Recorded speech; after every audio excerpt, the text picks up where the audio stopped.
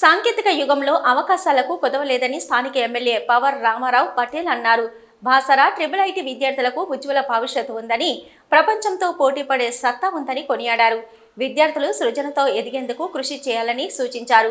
విద్యార్థుల కోసం ప్రభుత్వం క్యాంపస్లో అందుబాటులో ఉన్న దవాఖానను అధిక పడకలతో కూడిన దవాఖానగా పునరుద్ధరణ చేస్తామన్నారు. ఐఐటిలో నెలకొన్న సమస్యల పరిష్కారానికి మళ్లీ ఎప్పుడు పిలిస్తే అప్పుడు వస్తానని పేర్కొన్నారు. క్యాంపస్ సిబ్బంది శానిటేషన్ పాటిస్తూ విద్యార్థులకు నాణ్యమైన భోజనాన్ని అందించాలని సూచించారు. నియోజకవర్గంలో గల ఉన్నత విద్యాలయాల్లో మౌలిక వసతుల కల్పనకు ప్రభుత్వం దృష్టికి తీసుకుపోయి సమస్యలను పరిష్కారం లభించేలా కృషి చేస్తానని తెలిపారు. మిషన్ భగీరథ ద్వారా మంచినీళ్లు ఐఐటి క్యాంపస్కు అందిస్తామన్నారు. క్యాంపస్కు విద్యుత్ బిల్లులు అధికంగా వస్తున్నందున మొత్తం సోలార్ సిస్టమ్ ఏర్పాటు చేసే ప్రయత్నం చేస్తామన్నారు. యూనివర్సిటీలో ఉన్న చెరువును శుద్ధీకరణ చేస్తామని తెలిపారు. త్వరితగతిన పనులు పూర్తి చేయించే బాధ్యత తనదే అన్నారు. ఈ కార్యక్రమంలో బీసీ వెంకటరమణ గారు, యూనివర్సిటీ సిబ్బంది, స్థానిక బీజేపీ నాయకులు తదితరులు పాల్గొన్నారు. రెండు ఫిల్టర్ బెడ్లో అంటే బెడ్ కరెక్ట్ డిశ్చార్జ్ చేయట్లేదు వాటర్ని.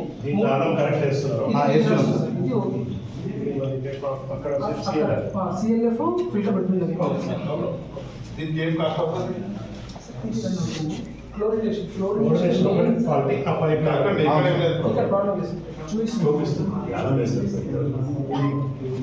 ఒక సెక్షన్లో 50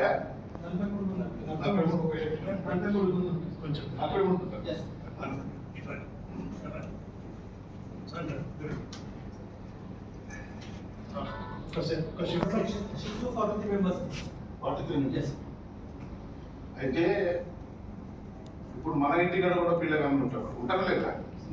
మనకు కూడా పిల్లగాళ్ళు ఉన్నారు. ఏదో 5వ తరగతి 7వ తరగతి 10వ తరగతి చదువుతున్నారు. 10 తర్వాత ఇక్కడ కూడా వస్తారు. మనం ఇంటికాడ పిల్లగాళ్ళకి ఎట్లా బిహేవ్ చేస్తాం, అట్లా ఈ పిల్లగాళ్ళని కూడా మన పిల్లగాళ్ళు అనుకుని బిహేవ్ చేస్తాం. మీరు ప్రేమ చేయండి, కోప్పడుండి. మొత్తం కోప్పడితే కూడా వాళ్ళు ర్యాష్ అయిపోతారు. దానికోసం మీరు దయచేసి అది మాత్రం కంపల్సరీ ప్రేమ, దయా, మాయ అన్ని ఉంచి వాళ్ళకు బిహేవియర్ చేయండి.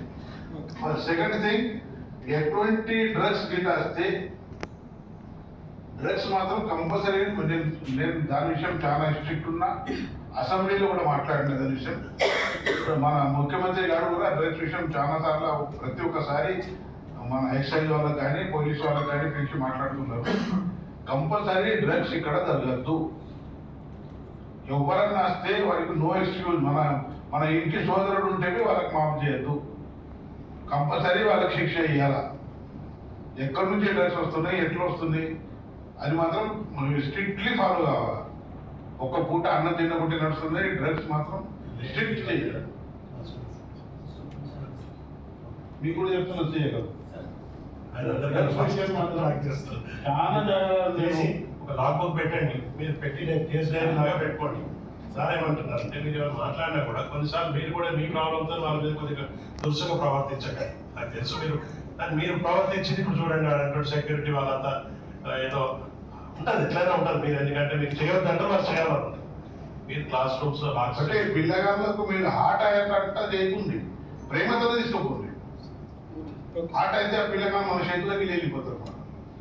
ఉంటారు 9,000 పిల్లగాళ్ళు ఉన్నాము. ఒక ఇంటోడు కాడు ఏదుకాడు రకరకాల పిల్లగాళ్ళు ఉంటారు.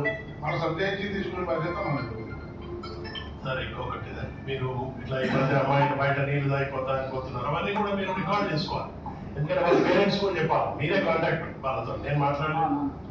వచ్చినప్పుడు పేరెంట్స్ కూడా మంచి మాట్లాడి చెప్పండి. అమ్మాయిలు చదువుకుంటున్నారు, కొన్ని ఇట్లా ఇతర జాగ్రత్త చెప్పండి. అది ట్రాన్స్మిట్ అవుతుంది. మీరు వాళ్ళని రావాలి పేరెంట్స్కు, స్టూడెంట్స్. ఓకే, ఇంకొకటి మీకు పర్టికులర్గా చెప్తున్నాం. మీ దాంట్లో కూడా కొంతమంది మాకు రాకేష్ గారు చెప్పింది అది ఉంది. అందరు బయటడం లేదు. కొంతమంది మిస్బిహేవియర్ చేస్తున్నారు. ఒకరిద్దరు సస్పెండ్ చేసినాము. మళ్ళీ హ్యూమానిటేరియన్ గ్రౌండ్స్లో సార్ చెప్తున్నందుకు నేను కన్సిడర్ చేయకండి. పనులు మీకు ఎవరైనా ఇది తీసుకుపోయి అంటే కూడా ఇవ్వకండి. టిఫిన్ డబ్బాలు అవన్నీ చెక్ చేస్తాం. రేపటి నుంచి నెక్స్ట్ వీక్ నుంచి ఫిస్కింగ్ చేస్తాం. జాగ్రత్తగా ఉండండి. ఇంకోటి సార్ మీకు కూడా చెప్తున్నాను,